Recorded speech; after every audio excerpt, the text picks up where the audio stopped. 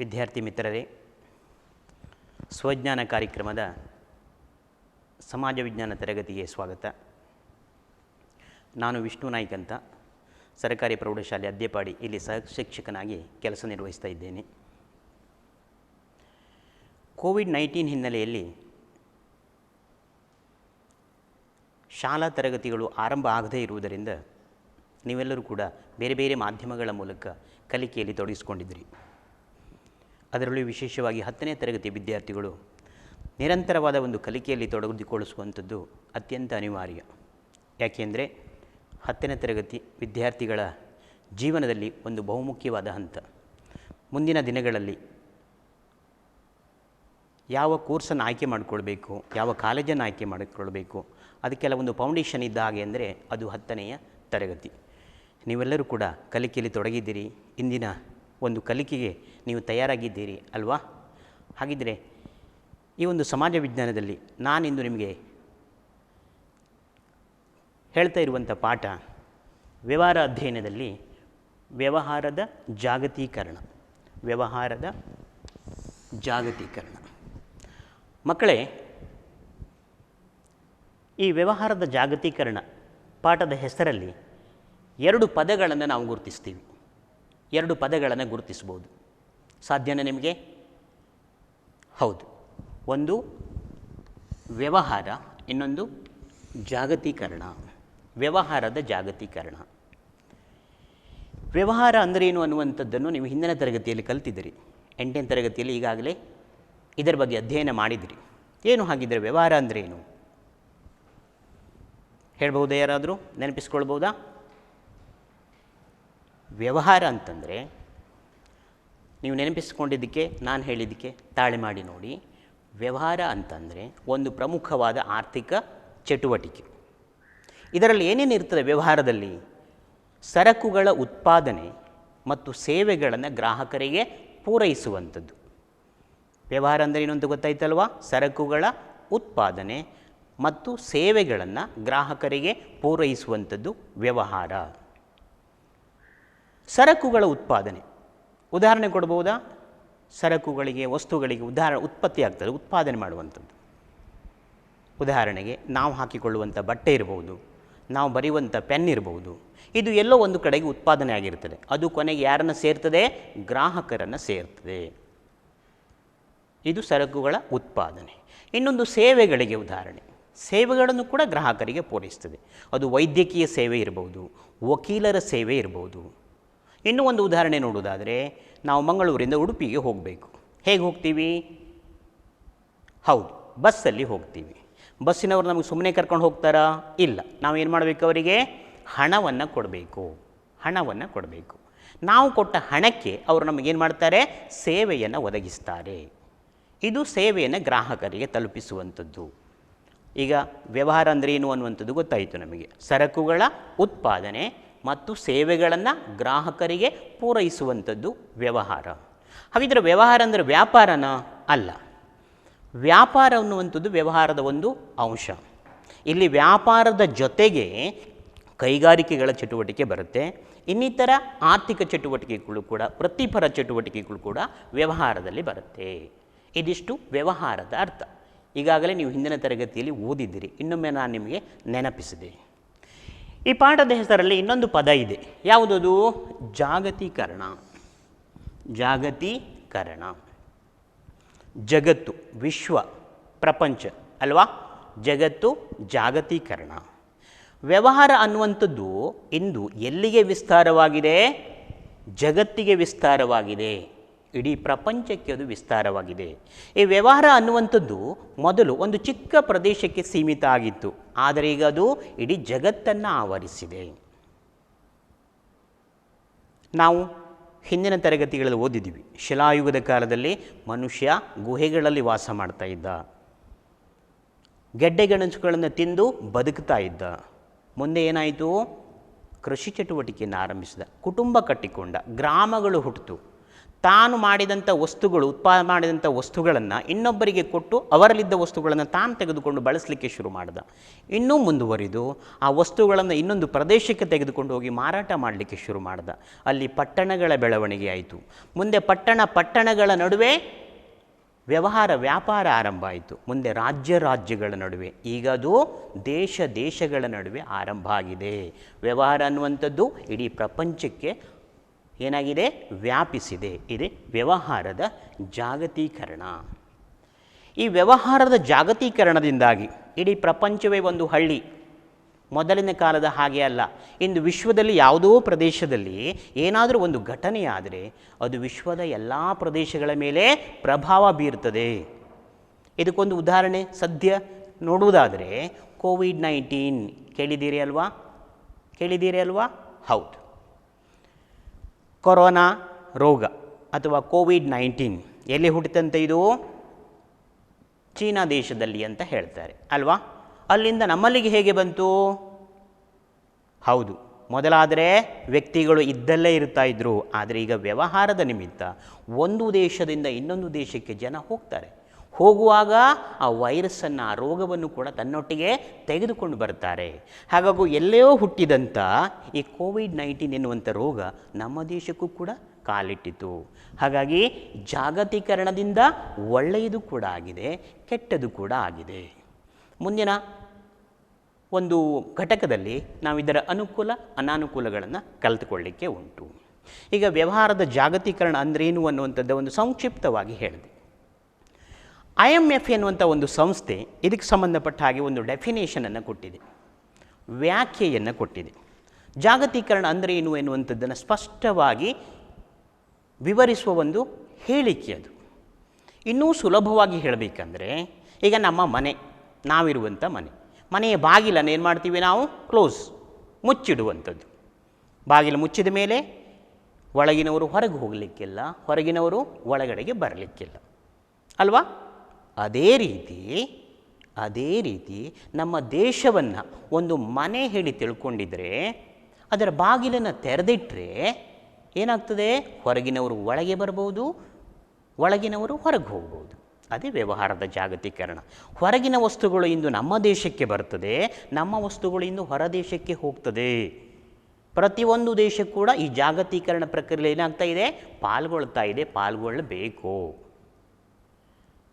ಇದರ ಒಂದು ವ್ಯಾಖ್ಯೆ ನೋಡುವುದಾದರೆ IMF ಎನ್ನುವಂಥ ಸಂಸ್ಥೆ, IMF ಇಂಟರ್ನ್ಯಾಷನಲ್ ಮನಿ ಫಂಡ್,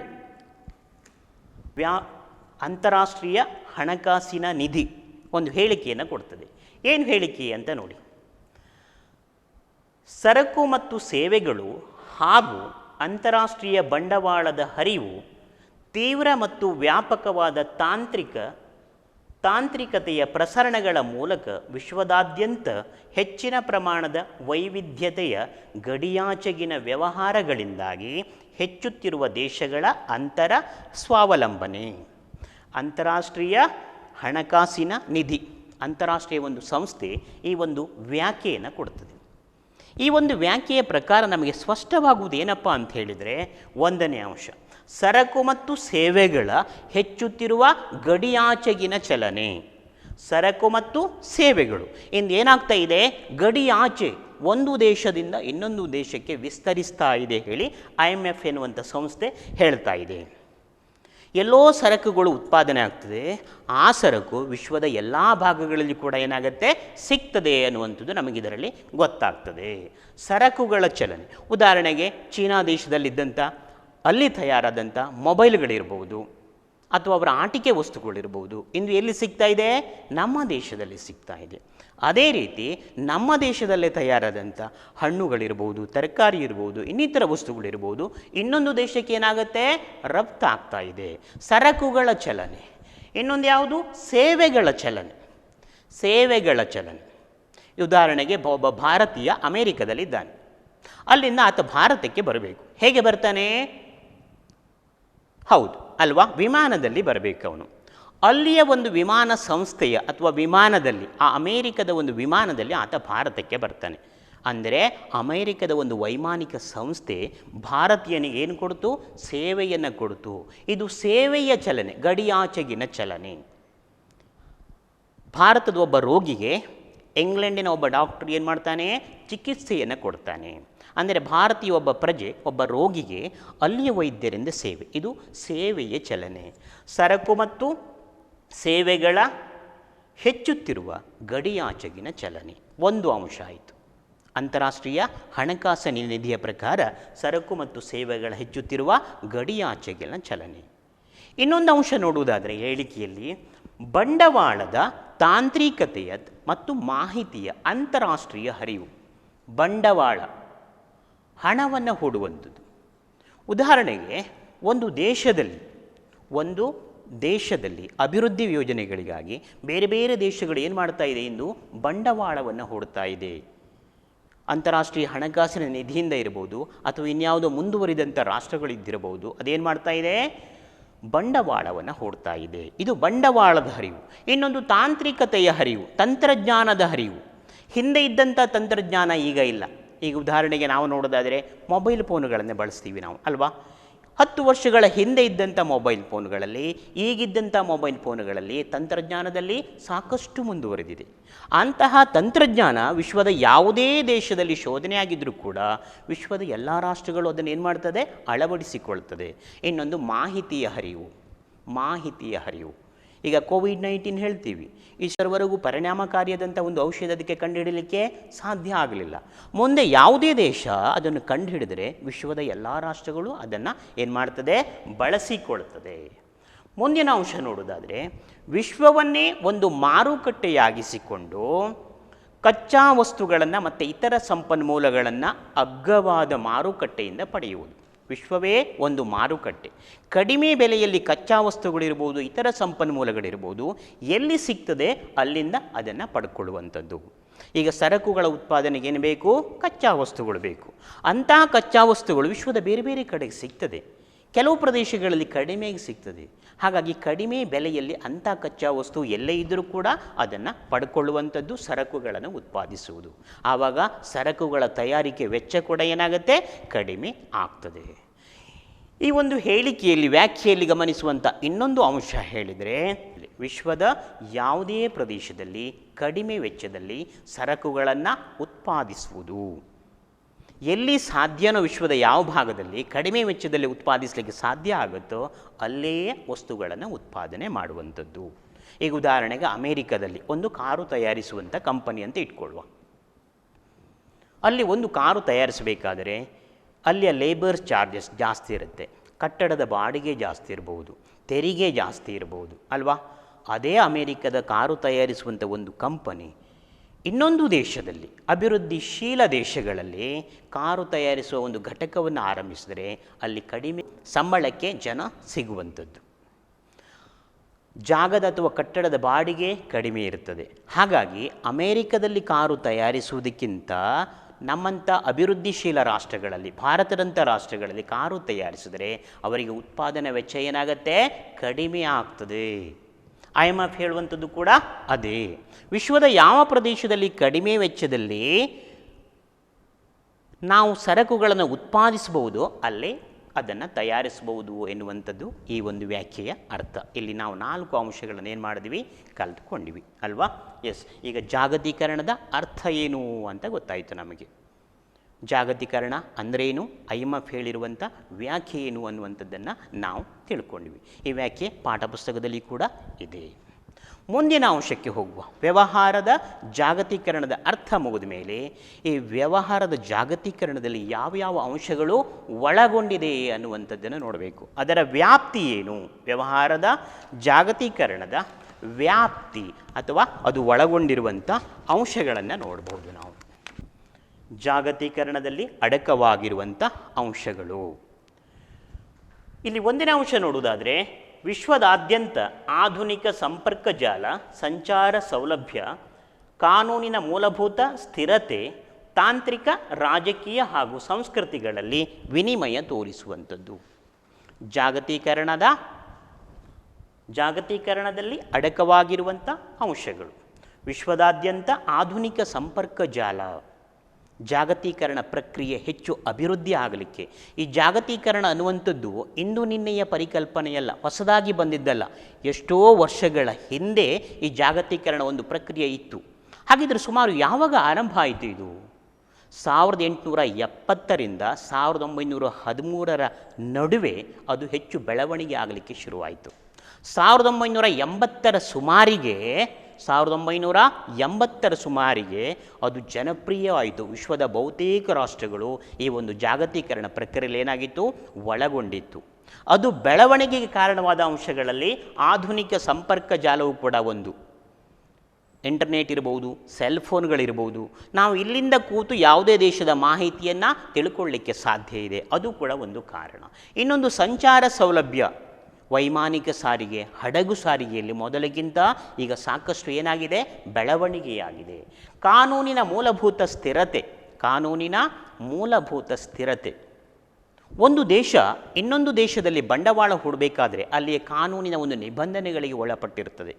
ಆದರೆ ಅಂಥ ಕಾನೂನುಗಳು ಶಾಶ್ವತವಾಗಿ ಇರಬೇಕು, ಪದೇ ಪದೇ ಬದಲಾವಣೆ ಆಗ್ತಾ ಇರಬಾರದು. ಅದು ತೊಂದರೆಯನ್ನು ಉಂಟು ಮಾಡ್ತದೆ ವ್ಯವಹಾರದ ಜಾಗತೀಕರಣಕ್ಕೆ. ಹಾಗಾಗಿ ಸ್ಥಿರವಾದಂಥ ಒಂದು ಕಾನೂನು ಇರುವಂಥದ್ದು ಅವಶ್ಯಕ. ಅದೇ ರೀತಿ ತಾಂತ್ರಿಕ, ರಾಜಕೀಯ ಹಾಗೂ ಸಂಸ್ಕೃತಿಗಳಲ್ಲಿ ವಿನಿಮಯವನ್ನು ತೋರಿಸುವಂಥದ್ದು. ತಂತ್ರಜ್ಞಾನ ಸಾಕಷ್ಟು ಮುಂದುವರಿದಿದೆ. ದಿನ ತಂತ್ರಜ್ಞಾನದಲ್ಲಿ ಬದಲಾವಣೆಯನ್ನು ಕಾಣ್ತಾ ಇದ್ದೀವಿ ನಾವು, ಅಲ್ವಾ? ರಾಜಕೀಯ, ಒಂದು ದೇಶದಲ್ಲಿದ್ದಂಥ ರಾಜಕೀಯ ವ್ಯವಸ್ಥೆಯ ಮೇಲೆ ಈ ಜಾಗತೀಕರಣ ಪ್ರಕ್ರಿಯೆಯಿಂದ ಆ ರಾಜಕೀಯ ವ್ಯವಸ್ಥೆಯ ಮೇಲೆ ಪ್ರಭಾವ ಬೀರುವಂಥದ್ದನ್ನು ನಾವು ಕಾಣ್ತೀವಿ. ಇನ್ನೊಂದು ಸಂಸ್ಕೃತಿಗಳಲ್ಲಿ ವಿನಿಮಯ. ನಮ್ಮ ದೇಶದ ಸಂಸ್ಕೃತಿ ಇನ್ನೊಂದು ದೇಶದಲ್ಲಿ ಪ್ರದರ್ಶನ ಆಗ್ತದೆ, ಅದು ಅನುಸರಿಸುವಂಥ ಜನ ಇದ್ದಾರೆ. ಅದೇ ರೀತಿ ಇನ್ನೊಂದು ದೇಶದ ಸಂಸ್ಕೃತಿಯನ್ನು ನಾವು ಸ್ವೀಕರಿಸ್ತೀವಿ. ಇದು ಜಾಗತೀಕರಣದಲ್ಲಿ ಅಡಕವಾಗಿರುವಂಥ ಅಂಶಗಳಲ್ಲಿ ಒಂದನೆಯ ಅಂಶ. ಹಾಗಿದ್ರೆ ಎರಡನೇ ಅಂಶ ಯಾವುದು? ಅಂತಾರಾಷ್ಟ್ರೀಯ ಬಂಡವಾಳ ಮತ್ತು ವ್ಯಾಪಾರವನ್ನು ಪ್ರೋತ್ಸಾಹಿಸುವುದು. ಅಂತಾರಾಷ್ಟ್ರೀಯ ಬಂಡವಾಳ, ಒಂದು ದೇಶ ಇನ್ನೊಂದು ದೇಶದಲ್ಲಿ ಬಂಡವಾಳವನ್ನು ಹೂಡ್ತದೆ ಆ ದೇಶದ ವಿವಿಧ ಅಭಿವೃದ್ಧಿ ಯೋಜನೆಗಳಲ್ಲಿ. ಉದಾಹರಣೆಗೆ ನಮ್ಮ ಭಾರತ ದೇಶವೇ ಇರಾನ್ನ ಒಂದು ಚಹರ್ ಎನ್ನುವಂಥ ಬಂದರವನ್ನು ಅಭಿವೃದ್ಧಿಪಡಿಸಲಿಕ್ಕೆ ಅಲ್ಲಿ ಬಂಡವಾಳವನ್ನು ಹೂಡ್ತದೆ. ಆಗ ನಮ್ಮ ದೇಶದೇ ಕೆಲವು ಯೋಜನೆಗಳಿಗೆ ಇನ್ನೊಂದು ದೇಶ ಏನು ಮಾಡ್ತದೆ, ಬಂಡವಾಳವನ್ನು ಹೂಡ್ತದೆ. ಅಂತಾರಾಷ್ಟ್ರೀಯ ಬಂಡವಾಳದ ಹರಿವು, ಒಂದು ಬಂಡವಾಳ ಒಂದು ದೇಶದಲ್ಲಿ ಇನ್ನೊಂದು ದೇಶ ಏನು ಮಾಡ್ತದೆ, ಬಂಡವಾಳವನ್ನು ಹೂಡ್ತದೆ. ಅದೇ ರೀತಿ ವ್ಯಾಪಾರವನ್ನು ಪ್ರೋತ್ಸಾಹಿಸುವುದು. ಉತ್ಪಾದನೆಯಾದಂಥ ಸರಕುಗಳು ಇಂದು ವಿಶ್ವ ಮಾರುಕಟ್ಟೆ, ಈ ಜಾಗತೀಕರಣ ಎನ್ನುವಂಥ ಪ್ರಕ್ರಿಯೆ ಮಾರುಕಟ್ಟೆಯ ಕ್ಷೇತ್ರದ ಮೇಲೆ ನಿಂತಿರುವಂಥದ್ದು, ವ್ಯಾಪಾರದ ಮೇಲೆ ನಿಂತಿರುವಂಥದ್ದು. ಹಾಗಾಗಿ ಅಂತಾರಾಷ್ಟ್ರೀಯ ವ್ಯಾಪಾರಕ್ಕೆ ಏನು ಮಾಡ್ತದೆ, ಇದು ಪ್ರೋತ್ಸಾಹಿಸುತ್ತದೆ. ಮೂರನೇ ಅಂಶ, ಮುಕ್ತ ವಲಯವನ್ನು ಸೃಷ್ಟಿಸುವುದು. ಆಮದು ಮತ್ತು ರಫ್ತು ಸುಂಕಗಳ ಒಂದು ನಿರ್ಬಂಧವಿಲ್ಲದೆ ಮುಕ್ತ ವಲಯವನ್ನು ಸೃಷ್ಟಿಸುವಂಥದ್ದು. ಒಂದು ದೇಶದ ಉತ್ಪನ್ನಗಳನ್ನು ಇನ್ನೊಂದು ದೇಶದಲ್ಲಿ ಮಾರಾಟ ಮಾಡಬೇಕು ಅಂತ ಹೇಳಿದರೆ ಆ ದೇಶ ಇನ್ನೊಂದು ದೇಶದ ಸರಕುಗಳ ಮೇಲೆ ಏನು ಮಾಡ್ತದೆ, ತೆರಿಗೆಯನ್ನು ವಿಧಿಸ್ತದೆ. ಅಂತಹ ತೆರಿಗೆಗಳು ಒಂದೇ ರೀತಿ ಇರಬೇಕು. ಪದೇ ಪದೇ ಬದಲಾವಣೆ ಆಗ್ತಾ ಇದ್ದರೆ, ಹೆಚ್ಚಿದ್ರೆ ಅಂತಾರಾಷ್ಟ್ರೀಯ ವ್ಯಾಪಾರಕ್ಕೆ ತೊಡಕಾಗ್ತದೆ. ಹಾಗಾಗಿ ಆಮದು ಮತ್ತು ರಫ್ತು ಸುಂಕ ಸಂಪೂರ್ಣವಾಗಿ ತೊಡೆದು ಹಾಕಿ ಮುಕ್ತ ವಲಯವನ್ನು ಸೃಷ್ಟಿಸುವುದು, ಇದು ಜಾಗತೀಕರಣದಲ್ಲಿ ಅಡಕವಾಗಿರುವ ಅಂಶಗಳಲ್ಲಿ ಒಂದು. ಸಮುದ್ರಯಾನದಲ್ಲಿ ಕಂಟೈನರ್ ಅಳವಡಿಕೆಯಿಂದ ಸಾರಿಗೆ ವೆಚ್ಚವನ್ನು ಕಡಿಮೆ ಮಾಡುವುದು. ಈಗ ವಿದೇಶಿ ವ್ಯಾಪಾರಗಳ ನಡೀತದೆಯಲ್ಲೋ ಮಕ್ಕಳೇ, ಹೆಚ್ಚು ನಡೆಯುವುದು. 80% ನಡೆಯುವುದು ಯಾವ ಮಾರ್ಗದ ಮುಖಾಂತರ? ಸಮುದ್ರ ಮಾರ್ಗದ ಮುಖಾಂತರ. 80% ವಿದೇಶಿ ವ್ಯಾಪಾರ ಆ ಮಾರ್ಗದಲ್ಲಿ ನಡೀತದೆ. ಅದು ನಿಧಾನವಾದ ಸಾರಿಗೆ. ಹಾಗಾಗಿ ಕೆಲವು ಕೆಡುವಂಥ ವಸ್ತುಗಳನ್ನು ಜೋಪಾನವಾಗಿ ಇಡಲಿಕ್ಕೆ ಕಂಟೈನರ್ಗಳನ್ನು ಅಳವಡಿಸುವುದರಿಂದ ಸಾರಿಗೆ ವೆಚ್ಚ ಕಡಿಮೆ ಮಾಡಬಹುದು. ಸಾರಿಗೆ ವೆಚ್ಚ ಕಡಿಮೆ ಆದರೆ ವಸ್ತುಗಳ ಬೆಲೆ ಕಡಿಮೆ ಆಗ್ತದೆ, ಗ್ರಾಹಕರಿಗೆ ಕಡಿಮೆ ಬೆಲೆಯಲ್ಲಿ ಸರಕುಗಳು ಸಿಗುವುದಕ್ಕೆ ಕಾರಣ ಆಗ್ತದೆ. ಮುಂದಿನ ಅಂಶ ನೋಡುವ, ಬಂಡವಾಳದ ಹತೋಟಿಯನ್ನು ಕಡಿಮೆಗೊಳಿಸುವುದು ಅಥವಾ ನಿರ್ಮೂಲನೆ ಮಾಡುವುದು. ಬಂಡವಾಳದ ಹತೋಟಿಯನ್ನು ಕಡಿಮೆಗೊಳಿಸುವುದು ಅಥವಾ ನಿರ್ಮೂಲನೆ ಮಾಡುವುದು. ಒಂದು ರಾಷ್ಟ್ರ ಇನ್ನೊಂದು ರಾಷ್ಟ್ರದ ಅಭಿವೃದ್ಧಿ ಯೋಜನೆಗಳಿಗೆ ಬಂಡವಾಳ ಹೂಡ್ತದೆ ಅಂತ ನಾನು ಹೇಳಿದೆ ಅಲ್ವಾ? ಅಂಥ ಬಂಡವಾಳ ಹೂಡಿದಂಥ ರಾಷ್ಟ್ರಗಳು ಕೆಲವೊಮ್ಮೆ ಆ ರಾಷ್ಟ್ರದ ಮೇಲೆ ಒತ್ತಡ ಹೇರುವುದು ಅಥವಾ ಬೆಲೆ ನಿಗದಿಪಡಿಸುವಲ್ಲಿ ಸ್ವಾತಂತ್ರ್ಯ ನೀಡದೇ ಇರುವುದು, ಇಂಥ ಒಂದು ಕೆಲವು ನಿರ್ಬಂಧಗಳನ್ನು ವಿಧಿಸುವ ಸಾಧ್ಯತೆ ಇರ್ತದೆ. ಹಾಗಾಗಿ ಸಂಪೂರ್ಣವಾಗಿ ಬಂಡವಾಳದ ಹತೋಟಿಯನ್ನು ಕಡಿಮೆಗೊಳಿಸುವಂಥದ್ದು ಕೂಡ ಇದರಲ್ಲಿ ಬರುವಂಥ ಒಂದು ಅಂಶ.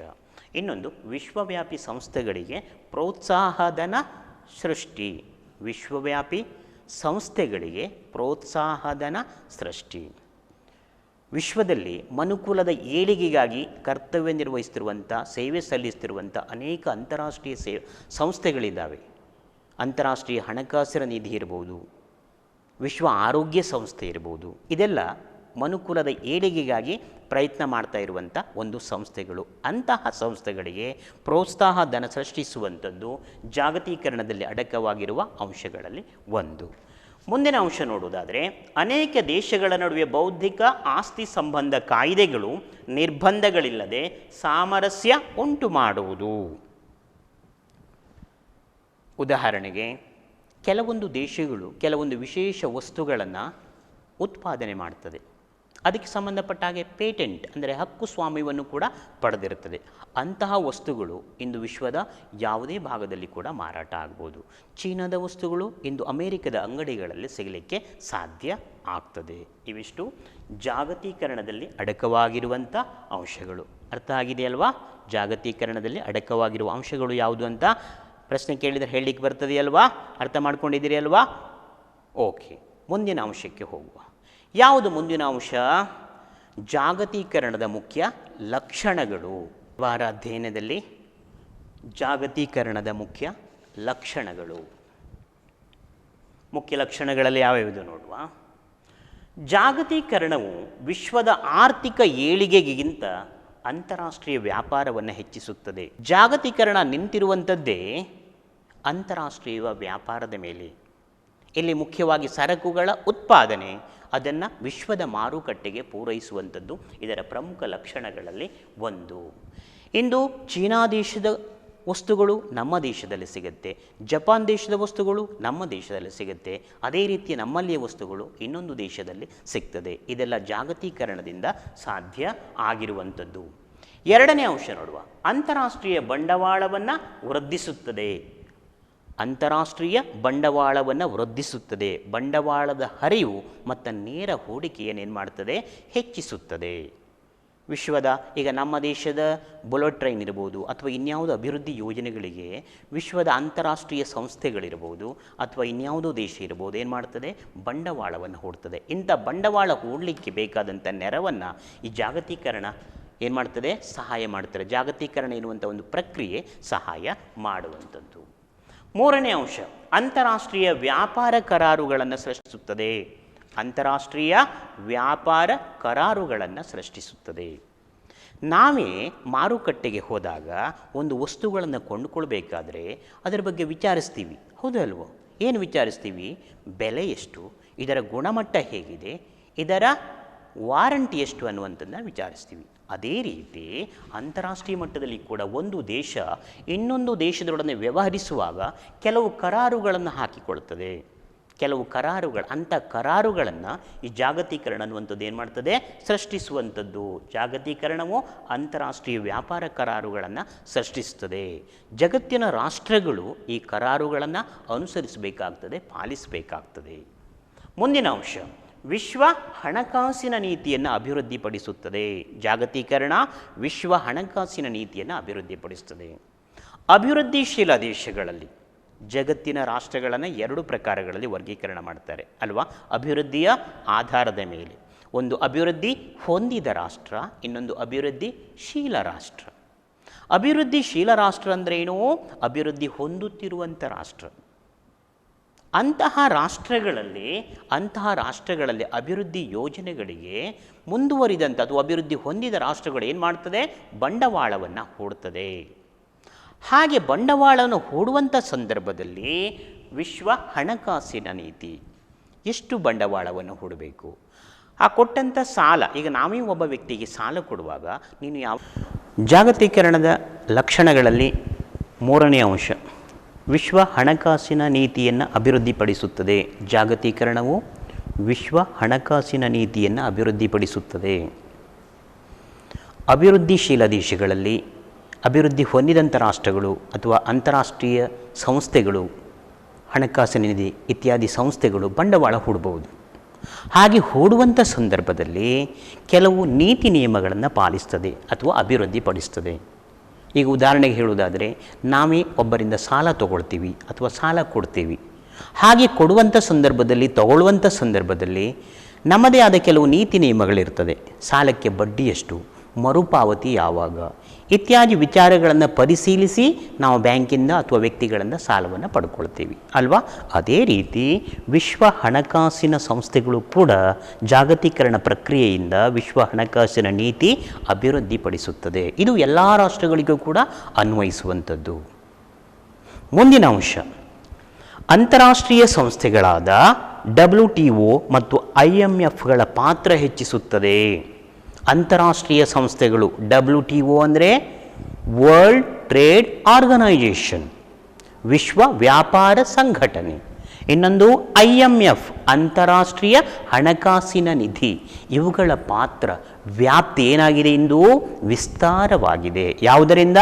ಜಾಗತೀಕರಣದಿಂದ. ಅಭಿವೃದ್ಧಿಶೀಲ ದೇಶ ಇರಬಹುದು, ಅಭಿವೃದ್ಧಿ ಹೊಂದಿದ ದೇಶ ಇರಬಹುದು. ಈಗ ಬಂಡವಾಳ ಹೂಡುವಂಥದ್ದು, ವ್ಯಾಪಾರ, ಸರಕುಗಳ ಉತ್ಪಾದನೆ, ಅಂತಾರಾಷ್ಟ್ರೀಯ ಮಾರುಕಟ್ಟೆ ಇವುಗಳೆಲ್ಲ ವಿಸ್ತಾರವಾಗಿದ್ದರಿಂದ ಈ ಎರಡು ಸಂಸ್ಥೆಗಳ ಪಾತ್ರ ಇಂದು ಹಿಂದೆಂದಿಗಿಂತಲೂ ಅತ್ಯಂತ ಹೆಚ್ಚು ವಿಸ್ತಾರವಾಗಿ ಹರಡಿದೆ. ಅವುಗಳ ಪ್ರಾಮುಖ್ಯತೆ ಹೆಚ್ಚಾಗಿದೆ. ಮುಂದಿನ ಅಂಶ ನೋಡುವುದಾದರೆ, ಅಂತಾರಾಷ್ಟ್ರೀಯ ಸಾಂಸ್ಕೃತಿಕ ವಿನಿಮಯ ಹೆಚ್ಚಳ. ಅಂತಾರಾಷ್ಟ್ರೀಯ ಸಾಂಸ್ಕೃತಿಕ ವಿನಿಮಯ ಹೆಚ್ಚಳ. ಸಂಸ್ಕೃತಿ, ಪ್ರತಿಯೊಂದು ದೇಶಕ್ಕೂ ಅದರದೇ ಆದ ಒಂದು ಸಂಸ್ಕೃತಿ ಇರ್ತದೆ ಅಲ್ವಾ. ಹೌದು ಅಲ್ವಾ? ಹೌದು. ಈಗ ನಮ್ಮ ಭಾರತದ ದೇಶದ ಸಂಸ್ಕೃತಿಗೆ ವಿಶ್ವದಲ್ಲಿಯೇ ವಿಶೇಷವಾದ ಸ್ಥಾನವಿರುವಂಥದ್ದು ನಮಗೆಲ್ಲ ಗೊತ್ತಿರುವಂಥ ವಿಚಾರ. ಅಂತಹ ಸಂಸ್ಕೃತಿಯ ಬಗ್ಗೆ ನಮಗೆ ಹೆಮ್ಮೆ ಇರ್ತದೆ. ಅಂತಹ ನಮ್ಮ ಭಾರತೀಯ ಸಂಸ್ಕೃತಿ ಇನ್ನೊಂದು ದೇಶದಲ್ಲಿ ಪ್ರದರ್ಶನ ಆಗ್ತದೆ ಅಥವಾ ಪ್ರಸಾರ ಆಗ್ತದೆ. ಆ ಸಂಸ್ಕೃತಿಯ ಅಂಶಗಳನ್ನು ಇನ್ನೊಂದು ದೇಶ ಏನು ಮಾಡ್ತದೆ, ಅಳವಡಿಸಿಕೊಳ್ತದೆ. ನಾವು ಉದಾಹರಣೆಗೆ ಹೇಳುವುದಾದರೆ, ನಮ್ಮ ಸಾಂಸ್ಕೃತಿಕ ಕಲಾ ಪ್ರಕಾರಗಳು, ಯಕ್ಷಗಾನ ಇರಬಹುದು, ಭರತನಾಟ್ಯ ಇರಬಹುದು, ಅದು ಇಂದು ಯಾವುದೋ ದೇಶದಲ್ಲಿ ಏನಾಗುತ್ತೆ, ಪ್ರಸಾರ ಆಗ್ತದೆ. ಇದು ಕೂಡ ಜಾಗತೀಕರಣ ಪ್ರಕ್ರಿಯೆಯಿಂದ ಸಾಧ್ಯ ಆಗ್ತದೆ. ಹಾಗಾಗಿ ವಿವಿಧ ಅಂತಾರಾಷ್ಟ್ರೀಯ ಸಾಂಸ್ಕೃತಿಕ ವಿನಿಮಯ ಹೆಚ್ಚಳ ಆಗಲಿಕ್ಕೆ ಇನ್ನೊಂದು ದೇಶದ ಸಂಸ್ಕೃತಿ ನಮ್ಮಲ್ಲಿ ಏನಾಗ್ತದೆ, ಪ್ರಸಾರ ಆಗ್ತದೆ. ನಾವು ಅದನ್ನು ಅಳವಡಿಸಿಕೊಳ್ತೀವಿ. ಹಾಗೆ ಜಾಗತೀಕರಣದ ಮುಖ್ಯ ಲಕ್ಷಣಗಳಲ್ಲಿ ಇದು ಕೂಡ ಒಂದು, ಅಂತಾರಾಷ್ಟ್ರೀಯ ಸಾಂಸ್ಕೃತಿಕ ವಿನಿಮಯ ಹೆಚ್ಚಳ. ಮಕ್ಕಳೇ, ಮುಂದಿನ ಅಂಶ ನೋಡುವುದಾದರೆ, ವಿವಿಧ ಸಾಂಸ್ಕೃತಿಕ ಪದ್ಧತಿಗಳನ್ನು ಹರಡಲು ಸಹಾಯ ಮಾಡುತ್ತದೆ. ವಿವಿಧ ಸಾಂಸ್ಕೃತಿಕ ಪದ್ಧತಿಗಳನ್ನು ಹರಡಲು ಸಹಾಯ ಮಾಡುತ್ತದೆ. ಸಾಂಸ್ಕೃತಿಕ ಪದ್ಧತಿಗಳು ಆಚಾರ ವಿಚಾರಗಳಿರ್ಬೋದು, ನಮ್ಮ ಉಡುಗೆ ತೊಡುಗೆಗಳಿರ್ಬೋದು, ಆವಾಗ ಹೇಳಿದ ಹಾಗೆ ನಮ್ಮ ಸಂಸ್ಕೃತಿಯ ಕಲಾ ಪ್ರಕಾರಗಳಿರ್ಬೋದು, ಇಂದು ವಿದೇಶದಲ್ಲಿ ಪ್ರಸಾರ ಆಗ್ತದೆ. ಬೇರೆ ಬೇರೆ ದೇಶದ ಸಂಸ್ಕೃತಿಗಳು ಇನ್ನೊಂದು ದೇಶದಲ್ಲಿ ಪ್ರದರ್ಶನಗೊಳ್ತದೆ. ಪಾಶ್ಚಾತ್ಯ ಸಂಗೀತ, ಪಾಶ್ಚಾತ್ಯ ನೃತ್ಯಗಳೆಲ್ಲ ನಮ್ಮಲ್ಲಿ ಕೂಡ ಸಾಕಷ್ಟು ಜನಪ್ರಿಯ ಆಗಿದೆ. ಅದನ್ನು ಅನುಸರಿಸುವವರ ಸಂಖ್ಯೆ ಕೂಡ ಸಾಕಷ್ಟು ಹೆಚ್ಚಳ ಆಗಿದೆ. ಹಾಗೆ ಒಂದು ದೇಶದ ಸಾಂಸ್ಕೃತಿಕ ಪದ್ಧತಿ ಇನ್ನೊಂದು ದೇಶದಲ್ಲಿ ಏನಾಗುತ್ತೆ, ಹರಡುತ್ತದೆ. ಮುಂದಿನ ಅಂಶ, ಅಂತಾರಾಷ್ಟ್ರೀಯ ಸಂಚಾರ ಮತ್ತು ಪರ್ಯಟನೆಗಳಿಗೆ ಅವಕಾಶವನ್ನು ಕಲ್ಪಿಸುತ್ತದೆ. ಯಾವುದೋ ಜಾಗತೀಕರಣ. ಜಾಗತೀಕರಣದಿಂದ ಅಂತಾರಾಷ್ಟ್ರೀಯ ಸಂಚಾರ ಮತ್ತು ಪರ್ಯಟನೆಗಳಿಗೆ ಅವಕಾಶ. ಈಗ ಜಗತ್ತೇ ಒಂದು ಹಳ್ಳಿ, ಜಗತ್ತೇ ಒಂದು ಮಾರುಕಟ್ಟೆ, ಹೌದಲ್ವ? ವ್ಯವಹಾರದ ನಿಮಿತ್ತ, ವ್ಯಾಪಾರದ ನಿಮಿತ್ತ, ವಿವಿಧ ಆರ್ಥಿಕ ಚಟುವಟಿಕೆಗಳ ಸಲುವಾಗಿ ಒಂದು ದೇಶದ ಜನ ಇನ್ನೊಂದು ದೇಶಕ್ಕೆ ಹೋಗ್ತಾ ಇದ್ದಾರೆ. ಅವುಗಳ ಸಂಖ್ಯೆಯಲ್ಲಿ ಏನಾಗಿದೆ, ಹೆಚ್ಚಳ ಆಗಿದೆ. ಅದೇ ರೀತಿ ಸಾರಿಗೆ ಸಂಪರ್ಕ ಕೂಡ ವಿಸ್ತಾರಗೊಂಡಿದೆ. ಹಾಗಾಗಿ ವಿವಿಧ ಉದ್ದೇಶಗಳಿಗಾಗಿ ಜನರು ಒಂದು ದೇಶದಿಂದ ಇನ್ನೊಂದು ದೇಶಕ್ಕೆ ಹೋಗುವವರ ಸಂಖ್ಯೆ ಏನಾಗಿದೆ, ಹೆಚ್ಚಳ ಆಗಿದೆ. ಮುಂದಿನ ಅಂಶ ನೋಡುವುದಾದರೆ, ದೇಶಗಳ ನಡುವೆ ವಲಸೆ ಹೆಚ್ಚಿಸುತ್ತದೆ. ದೇಶಗಳ ನಡುವೆ ವಲಸೆ ಹೆಚ್ಚಿಸುತ್ತದೆ. ದೇಶಗಳ ನಡುವೆ ಸಂಚರಿಸುವವರ ಸಂಖ್ಯೆ ಜಾಸ್ತಿಯಾಗಿದೆ.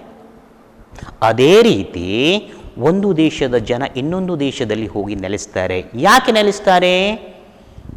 ಉದ್ಯೋಗವನ್ನು ಅರಸಿ. ಕೆಲವು ದೇಶಗಳಲ್ಲಿ ಹೇರಳ ಉದ್ಯೋಗಾವಕಾಶಗಳಿರ್ತದೆ. ಆ ಉದ್ದೇಶಕ್ಕಾಗಿ ಒಂದು ದೇಶದ ಜನ ಇನ್ನೊಂದು ದೇಶದಲ್ಲಿ ಹೋಗಿ ನೆಲೆಸ್ತಾರೆ. ಮತ್ತು ವಿವಿಧ ಕಂಪನಿ ಕೆಲಸದ ನಿಮಿತ್ತ ಅಥವಾ ಇನ್ಯಾವುದಾದ್ರೂ ಆರ್ಥಿಕ ಚಟುವಟಿಕೆ ವ್ಯವಹಾರಗಳ ನಿಮಿತ್ತ ಈಗ ದೇಶಗಳ ನಡುವೆ ವಲಸೆ ಹೋಗುವವರ ಸಂಖ್ಯೆ ಏನಾಗಿದೆ? ಹೆಚ್ಚಳವಾಗಿದೆ. ಆದರೆ ಮಕ್ಕಳೇ, ಇದು ಕೆಲವೊಮ್ಮೆ ಕಾನೂನು ಬಾಹಿರ ಚಟುವಟಿಕೆಗಳಿಗೂ ಕೂಡ ಕಾರಣ ಆಗ್ತದೆ. ಈ ದೇಶಗಳ ನಡುವೆ ವಲಸೆ ಉಂಟಲ್ವಾ, ಕೆಲವೊಮ್ಮೆ ಕಾನೂನು ಬಾಹಿರ ಚಟುವಟಿಕೆಗಳಿಗೆ ಅವಕಾಶ ಆಗ್ತದೆ. ಯಾವ ರೀತಿ? ಕೆಲವೊಮ್ಮೆ ಅಕ್ರಮವಾಗಿ ಬಂದು ಇನ್ನೊಂದು ದೇಶದಲ್ಲಿ ಜನರೇನು ಮಾಡ್ತಾರೆ? ನೆಲೆಸ್ತಾರೆ. ಕೆಲವೊಮ್ಮೆ ಗಡಿ ದಾಟಿ, ಕಳ್ಳ ಮಾರ್ಗದ ಮುಖಾಂತರ ಗಡಿ ದಾಟಿ ಇನ್ನೊಂದು ದೇಶದಲ್ಲಿ ಬಂದು ನೆಲೆಸ್ತಾರೆ. ಇವರು ಕೆಲವೊಮ್ಮೆ ಕೆಲವು ಕಾನೂನು ಬಾಹಿರ ಚಟುವಟಿಕೆಗಳಲ್ಲೇ ತೊಡಗಿಸಿಕೊಳ್ತಾರೆ. ಇಂಥ ಒಂದು ಸಮಸ್ಯೆಯನ್ನು ಕೂಡ ಎದುರಿಸಬೇಕಾಗ್ತದೆ. ಈಗ ಉದಾಹರಣೆಗೆ ನಮ್ಮ ಭಾರತ ದೇಶದಲ್ಲಿ ಹೇಳುವುದಾದರೆ, ಬಾಂಗ್ಲಾದೇಶದ ಅನೇಕ ನಿರಾಶ್ರಿತರು ನಮ್ಮ ಭಾರತದ ಅನೇಕ ರಾಜ್ಯಗಳಲ್ಲಿ ಅಕ್ರಮವಾಗಿ ನೆಲೆಸಿದ್ದಾರೆ. ಇಂಥ ಚಟುವಟಿಕೆಗಳು ಜಾಗತೀಕರಣದಿಂದ ಹೆಚ್ಚಾಗ್ತಾ ಇದೆ. ಅವರನ್ನು ಪತ್ತೆ ಮಾಡುವಂಥದ್ದು ಕೂಡ ಅಷ್ಟು ಸುಲಭ ಸಾಧ್ಯ ಆಗಿರುವುದಿಲ್ಲ.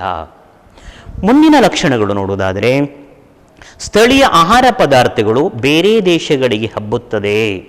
ಒಂದು ದೇಶದ ಆಹಾರ ಪದ್ಧತಿ ಇನ್ನೊಂದು ದೇಶದಲ್ಲಿ ಜನಪ್ರಿಯ ಆಗ್ತದೆ. ಬೇರೆ ದೇಶದ ಆಹಾರ ಪದ್ಧತಿಗಳು ನಮ್ಮ ದೇಶದಲ್ಲಿ ಅದನ್ನು ಜನ ಅನುಸರಿಸ್ತಾರೆ. ಕೆಲವು ಈಗ ನಾವು ಹೇಳುವಂಥ ವೆಸ್ಟರ್ನ್ ಸ್ಟೈಲ್ ಚೈನೀಸ್ ಫುಡ್ಗಳು ನಮ್ಮ ಇಂಡಿಯಾದಲ್ಲಿ ಸಾಕಷ್ಟು ಜನಪ್ರಿಯ. ಪಿಜ್ಜಾ ಬರ್ಗರ್ಗಳು ನಮ್ಮ ದೇಶದಲ್ಲಿ ಕೂಡ ಸಾಕಷ್ಟು ಜನಪ್ರಿಯ ಆಗಿದೆ. ಅದೇ ರೀತಿ ನಮ್ಮಲ್ಲಿಯ ಒಂದು ಆಹಾರ ಪದ್ಧತಿಗಳು ಇನ್ನೊಂದು ದೇಶದಲ್ಲಿ ಕೂಡ ಜನಪ್ರಿಯಗೊಳ್ತದೆ ಅಥವಾ ಆ ದೇಶಕ್ಕೆ ಹರಡ್ತದೆ. ಅದನ್ನು ಅಲ್ಲಿ ಸೇವಿಸುವವರು ಅಥವಾ ಈ ಒಂದು ಆಹಾರ ಪದ್ಧತಿಗಳನ್ನು ಅನುಸರಿಸು ಕೂಡ ಸಾಕಷ್ಟು ಜನ ಇದ್ದಿರುವಂಥದ್ದನ್ನು ನಾವು ನೋಡಬಹುದು. ಇದು ಕೂಡ ಜಾಗತೀಕರಣದ ಪ್ರಮುಖ ಲಕ್ಷಣಗಳಲ್ಲಿ ಒಂದು. ಇನ್ನು ವಿಶ್ವವ್ಯಾಪಿ ಸಂವಹನ ಸಂದೇಶ, ಅಂತರ್ಜಾಲ ಮತ್ತು ಸಂಪರ್ಕ ಸಾಧನಗಳಿಂದ ಗಡಿದಾಟಿ ಹೋಗಲು ಸಹಾಯ ಮಾಡುತ್ತದೆ. ವಿಶ್ವವ್ಯಾಪಿ ಸಂವಹನ ಸಂದೇಶ, ಈಗ ನಾವು ಇನ್ನೊಂದು ದೇಶಕ್ಕೆ ಹೋಗಬೇಕೇ ಹೇಳಿಲ್ಲ, ಇಲ್ಲಿಂದಲೇ ಏನು ಮಾಡಬಹುದು? ಮಾಹಿತಿಯನ್ನು, ಅಲ್ಲಿಯ ವಿಚಾರವನ್ನು ತಿಳ್ಕೊಳ್ಳಿಕ್ಕೆ ಅವಕಾಶಗಳುಂಟು. ಹೇಗೆ? ಅಂತರ್ಜಾಲ, ಇಂಟರ್ನೆಟ್ ಅಂತ ಹೇಳ್ತೀವಲ್ವಾ, ಅಂತರ್ಜಾಲ, ಸೆಲ್ ಫೋನುಗಳು, ಇವುಗಳೆಲ್ಲಗಳಿಂದ ಉಪಗ್ರಹಗಳ ಆಧಾರದ ಮೇಲೆ ನಾವು ಯಾವುದೇ ದೇಶದ ಮಾಹಿತಿಯನ್ನು ಇಲ್ಲೇ ಕುಳಿತುಕೊಂಡು ತಿಳ್ಕೊಳ್ಳಿಕ್ಕೆ ಸಾಧ್ಯ ಇದೆ. ಅದೇ ರೀತಿ ಅಂತರ್ಜಾಲ ಸಂಪರ್ಕ ಸಾಧನಗಳು ನಮಗೆ ದೇಶದ ಮಾಹಿತಿ, ದೇಶಕ್ಕೆ ಏನಾದರೂ ತಿಳ್ಕೊಳ್ಳುವುದಾಗಿದ್ದರೆ, ಆ ಮಾಹಿತಿಯನ್ನು ಕೊಡುವುದಾಗಿದ್ದರೆ ಈ ಜಾಗತೀಕರಣ ಪ್ರಕ್ರಿಯೆಯಿಂದ ಸಾಧ್ಯ. ಇನ್ನೊಂದು ಮಾಹಿತಿಗಳ ವಿನಿಮಯ, ತಾಂತ್ರಿಕ ಅಂತಾರಾಷ್ಟ್ರೀಯ ದೂರಸಂಪರ್ಕ ಕ್ಷಿಪಣಿಗಳು ಕೂಡ ರೂಢಿಗೆ ಬಂದಿದೆ. ಇದು ಕೂಡ ಜಾಗತೀಕರಣದ ಪ್ರಮುಖ ಲಕ್ಷಣಗಳಲ್ಲಿ ಒಂದು. ಮಾಹಿತಿಗಳ ವಿನಿಮಯ, ಈಗ ನಾನು ಆವಾಗ ಹೇಳಿದ ಹಾಗೆ ಕೊರೋನಾ ಲಸಿಕೆ ಯಾವುದೇ ದೇಶ ಕಂಡು ಹಿಡಿದರೂ ಕೂಡ ಅಂಥ ಒಂದು ಮಾಹಿತಿಯನ್ನು ಎಲ್ಲ ದೇಶಗಳು ಏನು ಮಾಡ್ತದೆ? ಬಳಸಿಕೊಳ್ತದೆ. ಅದು ಜಾಗತೀಕರಣದಿಂದ ಸಾಧ್ಯ ಆಗಿರುವಂಥದ್ದು. ಅದೇ ರೀತಿ ಅಂತಾರಾಷ್ಟ್ರೀಯ ದೂರಸಂಪರ್ಕ ಕ್ಷಿಪಣಿಗಳು ಕೂಡ ರೂಢಿಗೆ ಬಂದಿರುವಂಥದ್ದು. ಇವುಗಳಿಂದ ಜಾಗತೀಕರಣ ಪ್ರಕ್ರಿಯೆ ಹೆಚ್ಚು ವೇಗವಾಗಿ ಬೆಳೀಲಿಕ್ಕೆ ಸಾಧ್ಯ ಆಗ್ತದೆ. ಇವಿಷ್ಟು ಜಾಗತೀಕರಣದ ಮುಖ್ಯ ಲಕ್ಷಣಗಳು. ಮಕ್ಕಳೇ, ಪರೀಕ್ಷೆಗೆ ನಿರೀಕ್ಷೆ ಮಾಡುವಂಥ ಪ್ರಶ್ನೆಗಳಲ್ಲಿ ಇದು ಕೂಡ ಒಂದು. ಇಷ್ಟು ಅಂಶಗಳನ್ನು ನೀವು ಸರಿಯಾಗಿ ಅರ್ಥ ಮಾಡಿಕೊಂಡಿದ್ದರೆ ಪರೀಕ್ಷೆಯಲ್ಲಿ ಸುಲಭವಾಗಿ ಅಂಕವನ್ನು ಪಡಿಬಹುದು. ಜಾಗತೀಕರಣದ ಮುಖ್ಯ ಲಕ್ಷಣಗಳು ಅರ್ಥ ಆಯ್ತಲ್ವ ಮಕ್ಕಳೇ? ಇವತ್ತಿನ ತರಗತಿಯಲ್ಲಿ ನಾವು ಯಾವ ವಿಷಯಗಳನ್ನು ತಿಳ್ಕೊಂಡ್ವಿ? ಯಾವುದು? ಜಾಗತೀಕರಣದ ಅರ್ಥ ಅಲ್ವಾ? ಅದೇ ರೀತಿ ಜಾಗತೀಕರಣದ ವ್ಯಾಖ್ಯೆ, IMF ಎನ್ನುವಂಥ ಸಂಸ್ಥೆ ನೀಡಿರುವಂಥ ವ್ಯಾಖ್ಯೆ. ಮುಂದಿನ ಅಂಶ ಯಾವುದು? ಜಾಗತೀಕರಣದ ಅಂಶಗಳು, ಜಾಗತೀಕರಣದಲ್ಲಿ ಅಡಕವಾಗಿರುವಂಥ ಅಂಶಗಳು. ಇನ್ನು ಕೊನೆಯದಾಗಿ ಜಾಗತೀಕರಣದ ಲಕ್ಷಣಗಳನ್ನು ನಾವು ಈ ಒಂದು ಅವಧಿಯಲ್ಲಿ ಅಧ್ಯಯನ ಮಾಡಿದ್ದೀವಿ. ಇವಿಷ್ಟು ನಿಮಗೆ ಅರ್ಥ ಆಗಿದೆ ಹೇಳಿ ಭಾವಿಸ್ತೇನೆ. ಕೇಳಿಸ್ಕೊಂಡಿದ್ದೀರಿ ಅಲ್ವಾ? ಅರ್ಥ ಆಗಿದೆಯಲ್ವಾ? ಎಸ್. ಈ ಒಂದು ಘಟಕಕ್ಕೆ ಸಂಬಂಧಪಟ್ಟ ಹಾಗೆ ನಾನು 2 ಮನೆ ಕೆಲಸವನ್ನು ಕೊಡ್ತೀನಿ. ಮುಂದಿನ ಅವಧಿಗೆ ನೀವು ಅದನ್ನು ತಯಾರಿಸಿ ಇಟ್ಕೊಳ್ಬೇಕು. ಆಗ್ಬಹುದಲ್ವಾ? ಆಗ್ಬೋದಾ? ಓಕೆ. 1ನೆಯ ಪ್ರಶ್ನೆ ನೋಟ್ ಮಾಡಿಕೊಳ್ಳಿ. 1ನೆಯ ಪ್ರಶ್ನೆ ನಿಮಗೆ ಮನೆ ಕೆಲಸ.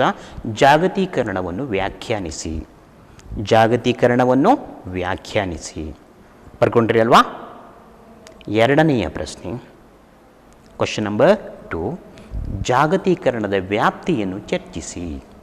ಜಾಗತೀಕರಣದ ವ್ಯಾಪ್ತಿಯನ್ನು ಚರ್ಚಿಸಿ. ಈ 2 ಪ್ರಶ್ನೆಯನ್ನು ಮುಂದಿನ ತರಗತಿಗೆ ನೀವು ಸಿದ್ಧ ಮಾಡಿ ಇಟ್ಕೊಳ್ಬೇಕು, ರೆಡಿಯಾಗಿ ಬಂದಿರಬೇಕು.